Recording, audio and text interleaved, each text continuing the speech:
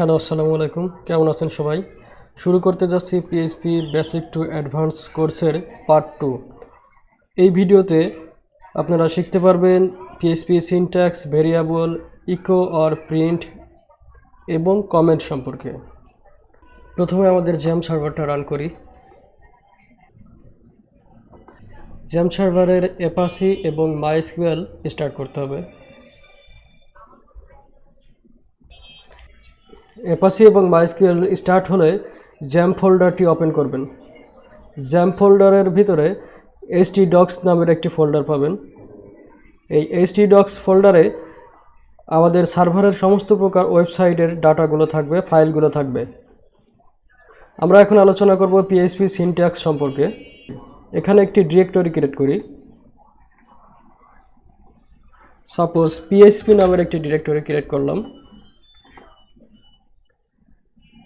এখানে একটি file create করি, index.php। এখন এই পিএইচপি ফাইলটি ওপেন করি ভিজুয়াল স্টুডিও কোডে।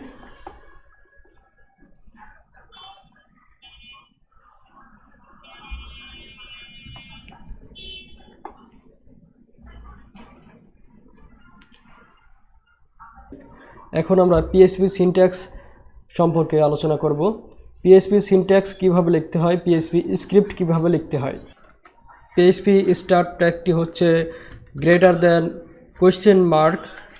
পিএইচপি এবং ইন ট্যাগ হচ্ছে $। এই স্টার্ট ট্যাগ এবং ইন ট্যাগের মধ্যে পিএইচপি লিখতে হয়। পিএইচপি স্ক্রিপ্ট লেখার শেষে অথবা কোনো ফাংশন কল করার পরে সেমিকোলন লিখতে হয়। সেমিকোলন না দিলে সিনট্যাক্স এরর আসতে পারে। Suppose $x = 10 semicolon. এইভাবে পিএইচপি সিনট্যাক্স লিখতে হয়। এরপর আমরা জানব পিএইচপি ভেরিয়েবল সম্পর্কে। পিএইচপি ভেরিয়েবলটা আসলে কি? ভেরিয়েবল হচ্ছে কোনো কিছু বা কোনো তথ্য বা ইনফরমেশন রাখার একটি কন্টেনার। ভেরিয়েবল পরিবর্তনযোগ্য। পরবর্তীতে আপনি ভেরিয়েবলের মান পরিবর্তন করতে পারেন। ভেরিয়েবল লেখার কিছু নিয়ম আছে। ভেরিয়েবল লিখতে হলে প্রথমে আপনাকে $সাইন দিতে হবে।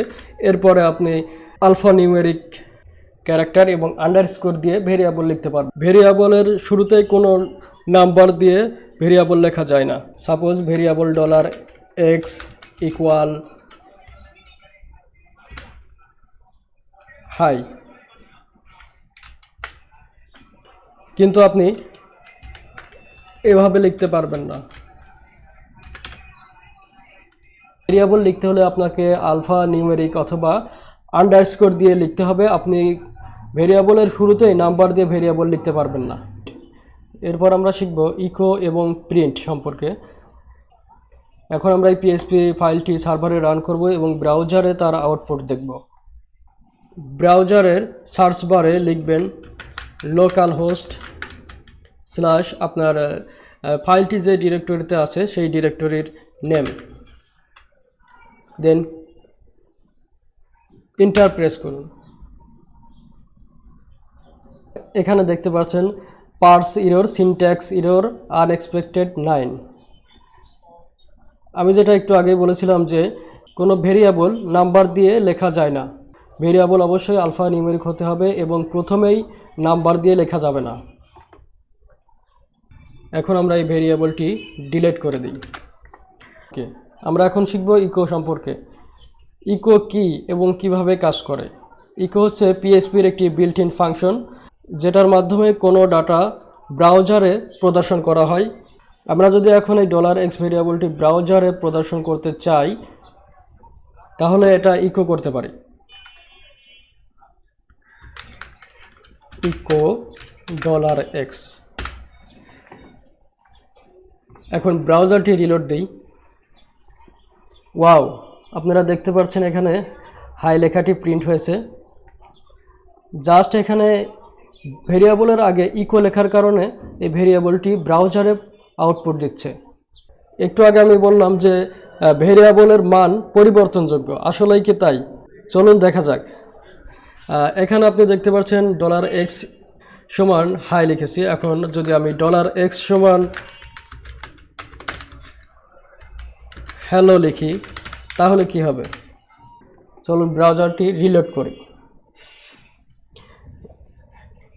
এখানে দেখা যাচ্ছে যে ভেরিয়েবলটির মান পরিবর্তন হয়েছে, অর্থাৎ ভেরিয়েবলের মান পরিবর্তনযোগ্য। এখন আমরা শিখব প্রিন্ট। আসলে প্রিন্ট আর ইকো একই কাজ করে, তবে প্রিন্ট এবং ইকোর মধ্যে অল্প কিছু পার্থক্য আছে। ইকো স্টেটমেন্টের কোনো রিটার্ন ভ্যালু নাই, কিন্তু প্রিন্ট স্টেটমেন্টের রিটার্ন ভ্যালু 1 আছে, এবং প্রিন্টের তুলনায় ইকো খুব দ্রুত গতিতে আউটপুট প্রদর্শন করে। তো চলুন আমরা লাইভ এক্সাম্পল দেখি।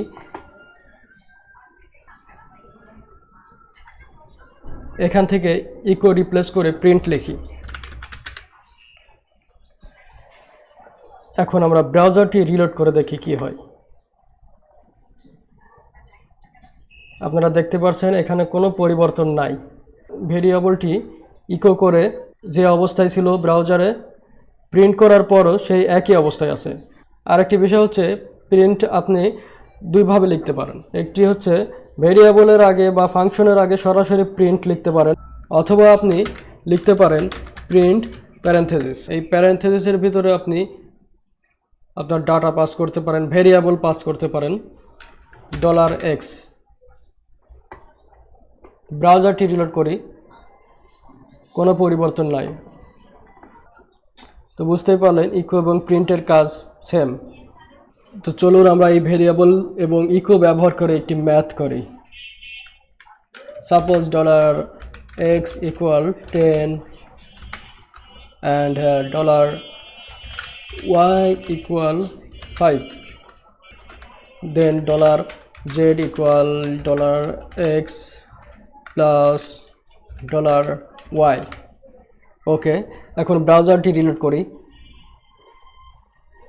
এখানে দেখতে পাচ্ছেন ব্ল্যাঙ্ক উইন্ডো, ব্রাউজারে কোনো কিছুই নাই। কারণ কি? কারণ হচ্ছে এখানে আমরা একটি মিস্টেক করেছি, সেটা হচ্ছে এখানে কোনো ইকো অথবা প্রিন্ট করি নাই। তো আমরা এখন ইকো করি $z। ব্রাউজারটি রিলোড করি। ওয়াও, দেখতে পাচ্ছেন এখানে 15, অর্থাৎ এখানে আমরা ডিক্লেয়ার করেছিলাম $x = 10 এবং $y = 5, দেন $z = $x প্লাস $y, তারপরে ইকো করেছি $z। এই $z এর মানটাই এখন ব্রাউজারে আউটপুট দিচ্ছে। তো এইভাবে আপনারা যে কোনো ম্যাথ করতে পারেন ভেরিয়েবল দিয়ে। আচ্ছা, এখন আমরা যদি এখানে গুণ করতে চাই তাহলে এখানে লিখতে হবে প্লাসের পরিবর্তে স্টার।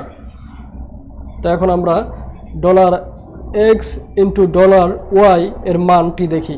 ব্রাউজারটি রিলোড করি, দেখতে পাচ্ছেন 50, অর্থাৎ এই $x এবং $y এর গুণফল 50, 10 গুণ 5। খুব সহজেই আমরা দুইটি ম্যাথ করে ফেলেছি।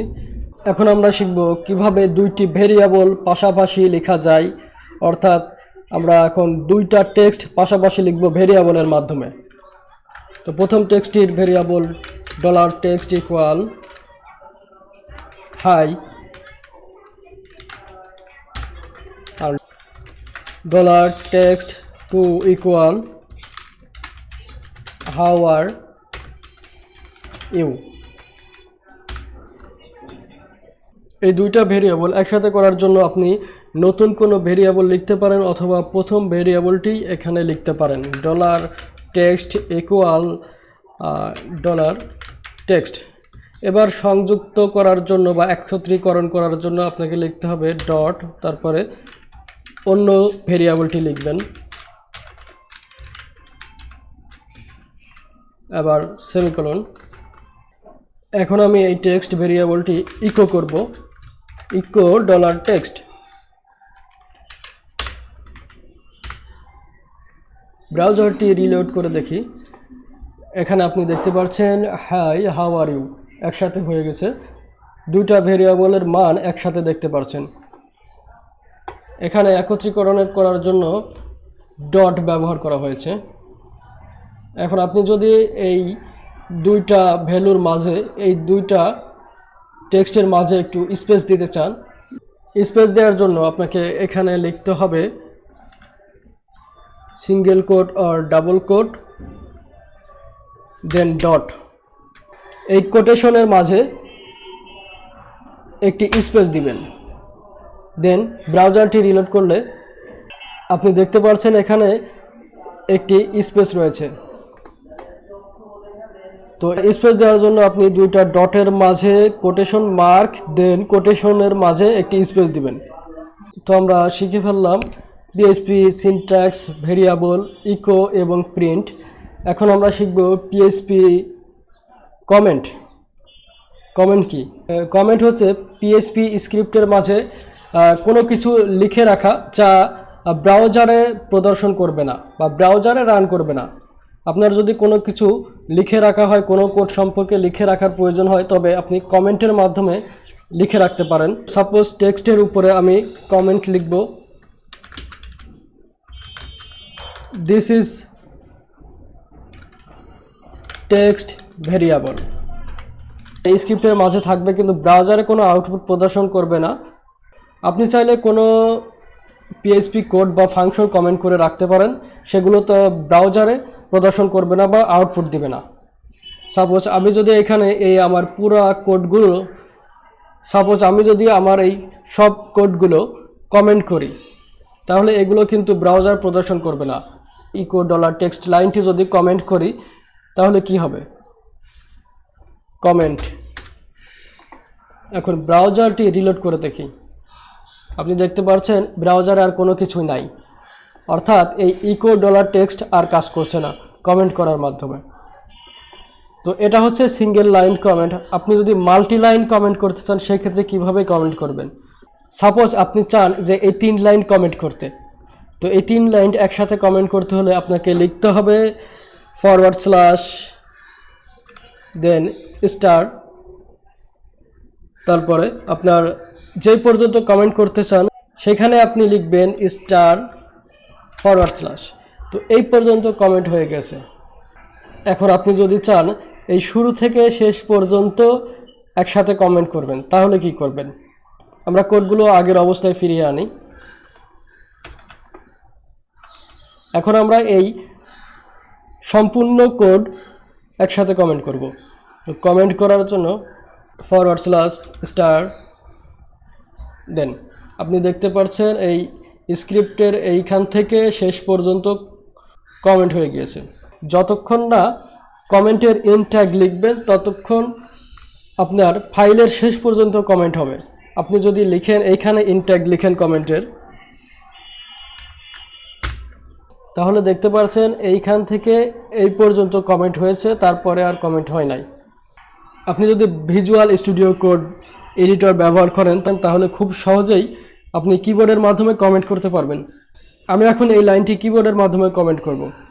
কিবোর্ডের মাধ্যমে কমেন্ট করার জন্য আপনি আপনার স্ক্রিপ্টের আগে কার্সরটি রাখবেন, রেখে Ctrl+/ প্রেস করবেন। এখন দেখেন এই লাইনটি কমেন্ট হয়ে গিয়েছে। এখন আমি যদি চাই এই সম্পূর্ণ কোডটি কিবোর্ডের মাধ্যমে কমেন্ট করব, সেক্ষেত্রে কি করতে পারি? সেক্ষেত্রেও একই নিয়ম, আপনি কোডটি সিলেক্ট করবেন এবং প্রেস করবেন Ctrl+/ তো আপনি দেখতে পাচ্ছেন আমার কোডগুলো কমেন্ট হয়ে গিয়েছে। এভাবে আপনি কোনো স্ক্রিপ্ট বা টেক্সট কমেন্ট করে রাখতে পারেন। তো আজকের ভিডিওটা এই পর্যন্তই। এই ভিডিও সম্পর্কে কোনো প্রশ্ন থাকলে অবশ্যই কমেন্ট বক্সে জানাবেন। আর আপনারা যারা আমার চ্যানেলে নতুন, তারা অবশ্যই চ্যানেলটি সাবস্ক্রাইব করবেন, কমেন্ট এবং শেয়ার করে পাশে থাকবেন, এবং পরবর্তী ভিডিও পাওয়ার জন্য অবশ্যই বেল বাটনটি প্রেস করে রাখবেন। ধন্যবাদ।